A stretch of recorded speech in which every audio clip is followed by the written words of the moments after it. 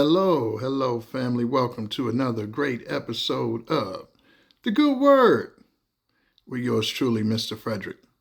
All right, family, let me get right into it today. Today, the message is do not compare the old you with the new you. That's right, I said it, family. All right. I'm going to say it again, family. Do not compare the old you with the new you. All right, so I'm going to get right in here, guys. A second. That being said, what I mean by that, family, is as you evolve, as you grow, okay, as you know, that's what this channel is all about. It's all about growth, evolving, discovering one's higher self, okay, and that is happening.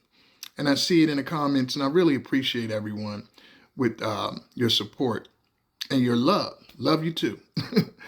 I want to say that, understand, family, you are coming from a place where you did not have the type of support that you should have had. Now, do any of us really have that? I would say probably not. Most people don't have all of the support that they should have that would make them be their best early on in life. But it is key that you recognize that. The reason why, family, is that if you don't recognize that, if you deny that, if you ignore it, sure, you say, oh, I'm a CEO of a company, I have this and I'm doing this and that. Somewhere in your life, there's going to be a leakage. It might not be in your money making, your profession. It might not be in your personal. It's going to be somewhere, because these are fundamental assets that you were not given early on.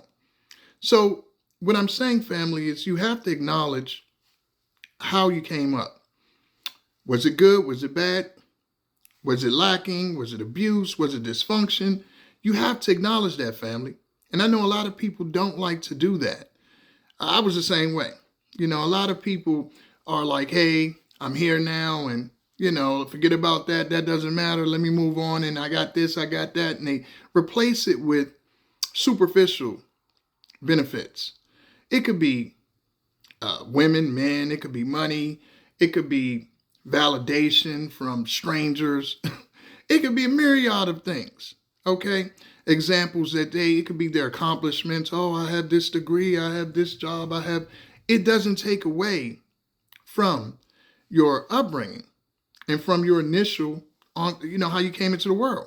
Because what happens is, it might work for a little while, but surely enough, as you go on in life and get older, you're going to see how it actually affects you. And the more you try to repress something, it's like holding a balloon underwater. Eventually, it pops up when you least suspect it. And you're like, wow.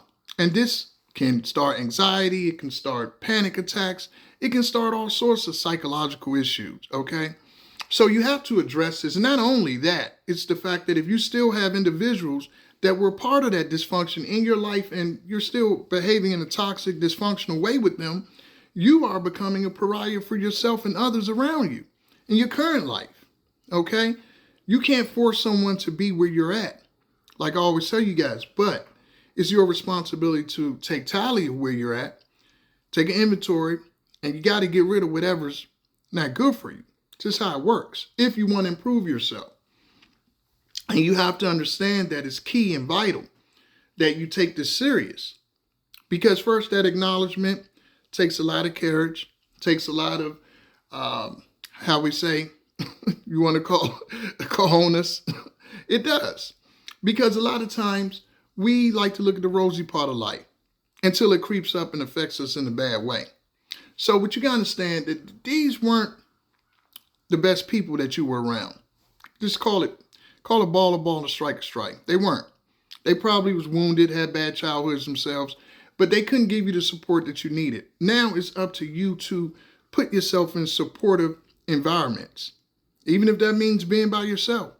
Because what you'll see is you'll surround yourself with people that mirror your early childhood. And they could be dysfunctional. More likely they are. You probably have a dysfunctional attachment style, probably leaning towards avoidant, or it could be leaning towards anxious, one or the other, both dysfunctional. All of these, you don't have a secure attachment style, because how can you have that? And you came up with insecurity. You came up with environments that you really didn't know what was going to happen. Okay? When you come up in dysfunction, abuse, neglect, all of this mistreatment, okay, these people, it's normalized by certain individuals. And you got to understand, when they get older, they don't have the courage to admit it. They don't have the integrity, to be honest, because they're embarrassed, they're ashamed. They're probably not good people. I mean, just be real, okay? So you can't expect anything from them. The best you could do with them is cut them off and out of your life. But understand that when you come up around these people, you will be used to them. Even though you love them, yes, but they're highly dysfunctional. So you become accustomed to dysfunction. I know it sounds crazy, but it's true. You're comfortable with it, even though it's poison for you. You don't even know it's poison. You're like, hey, that's just like my such and such. That's just like it's unconscious. And you surround yourself with all these serpents. And you're like, where all these people come from? Hey, that's what I came up with.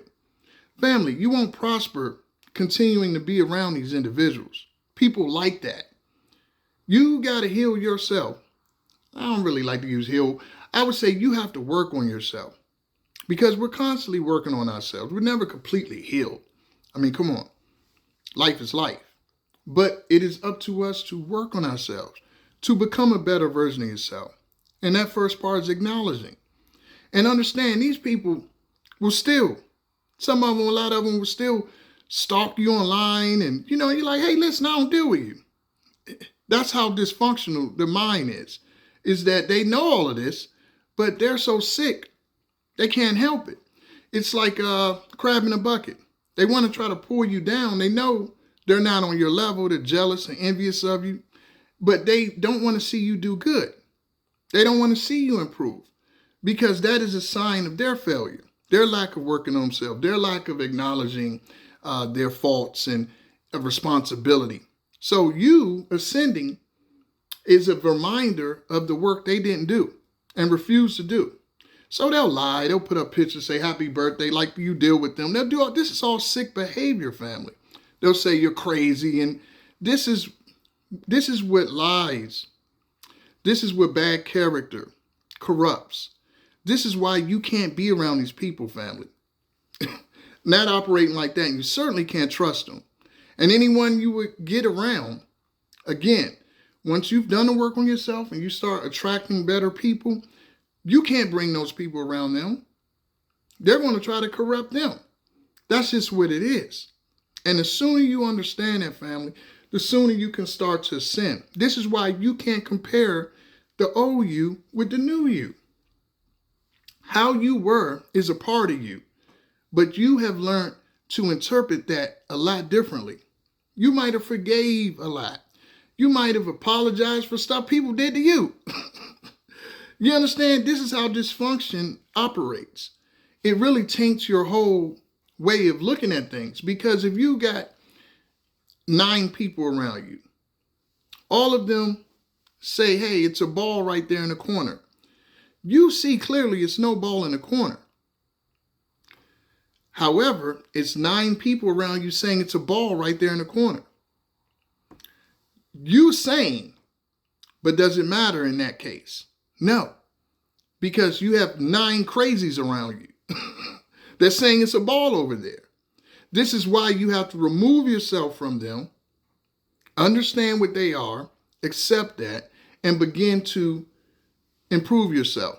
And it starts with understanding that's a part of your life at one time, that you might have overgave, been a little too kind without really asking for anything, which is nothing wrong with being kind.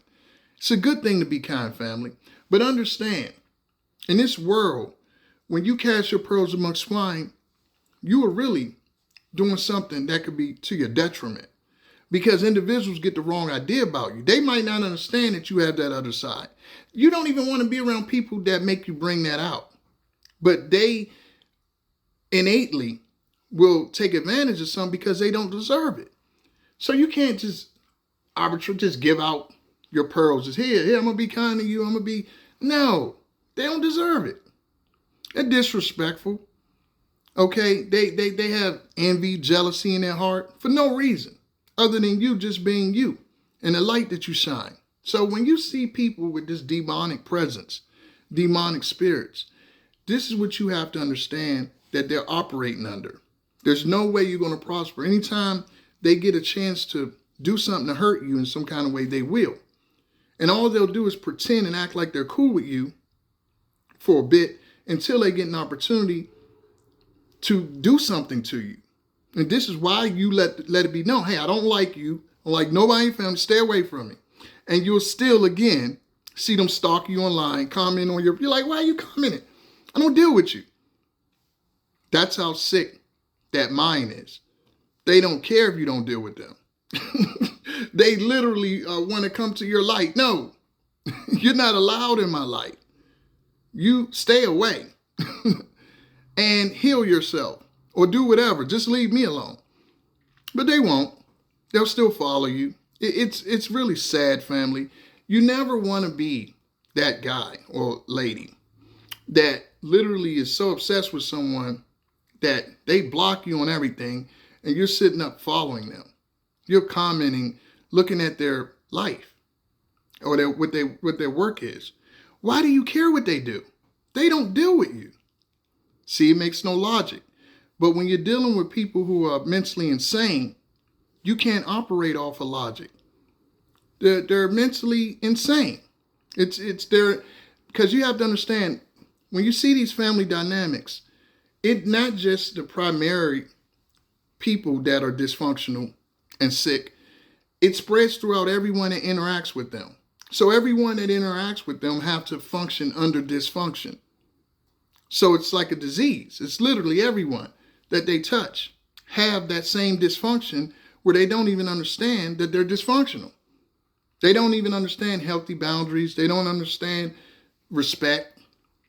They don't understand any of that. Honor, self-respect, self-esteem. They don't understand any of these things. And this is why you have to separate yourself. And again, you can love them, but from afar.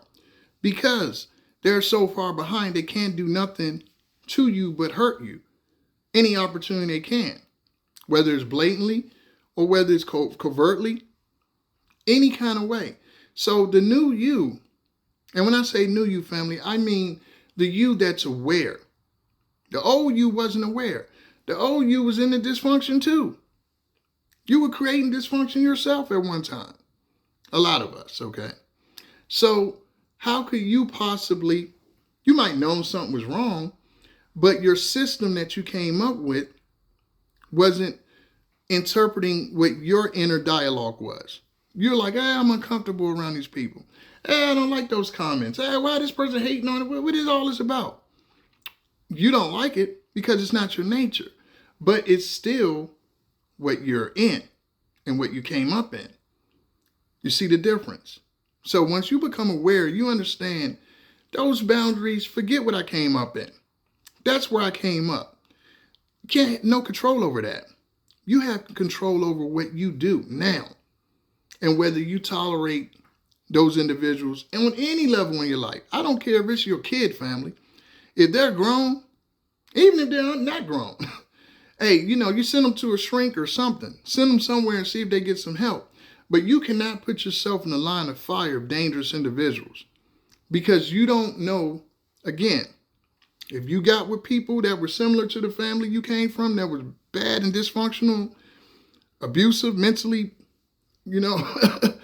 disabled. I mean, I'm being real. Narcissism, toxicity, all of these issues, all of them are in the DSM. Sociopathy, all these psychopathy. A lot of our families have all of it in there. If you come up around that, more than likely you picked and selected early in life because you weren't really able to have a time to develop properly yourself because you're coming from such dysfunction. They can't develop you correctly. So you're more likely going to go out there, get with people too soon, have kids, do all the things backwards because of where you come from. Okay? They can't prepare you properly. So these decisions, yes, you have to take accountability of them, but you're not going to pick good people. Not for you. Okay? And so consequently, where do you think those people are going to raise their kids at that you have them with? Same way. This is how cycles continue, family. This is why when you are breaking the new and you become aware of these things, you have to separate yourself. Do what you can, but after that, you let it go. And you pray if you're a spiritual person. But you understand the situation and you see it as it is. Not with rose-colored glasses. Oh, this person's not so bad. They're just a child. You know, you can't think like that. No, that's a bad person. If that person's an abuser, if that person's a, alcoholic, if that person's a woman beater, all of these types of dysfunction. This person hides their sexuality. This person's masking this and masking that and doing this and doing that. It's not good. Because understand, how you do some things, how you do all things. When you live your life under a rock or with the veil over your eyes, you're going to do that in other aspects of your life, which are not going to be a benefit to the family you create. If you have an opportunity to, really affect them in any kind of way. Because again, you probably early on chose individuals in your life that mirrored the family you come from. That's just how it works. So what do you think you're going to get from that? Okay, I'll wait. And I'm not talking about professionally, family. See, people get that twisted. You could be a judge, you could be a doctor, you could be all that, but your mind is messed up. Your way that you live your life, your ability to treat others with respect, honor, integrity, those are what I'm talking about, how you relate to people. You could totally make a lot of money and have a great profession and be a horrible person. And we see that all day. So I'm talking about creating a better version of yourself, because eventually that is what you take with you. Okay? And the quicker you separate the two and understand that the old you is not the new you, how you're aware now, it's nothing compared to what you came from. And it's not making excuses. It's just acknowledging the reality of your situation and being authentic and transparent about growth. If you have to have dysfunctional relationships, family, love from a distance. Okay? Because again, some people have hope, but understand, don't look at it through a rose-colored glasses. Most individuals are what they are. That's just what it is in this world. It's not, oh, it's hope for this person, hope for that person. If you acknowledge, if you are courageous enough, honest enough, have enough integrity, enough humility, yes, you can grow. And most importantly, if you have faith. But if you don't have those, family, you're not. So you have to look out for you and separate yourself from the old and embrace the new. All right, family. Next time, love what you do what you love. Again, check me out on TikTok, family, Instagram, Sprouting Crowns, as well as Facebook. And everything's in the description. Peace.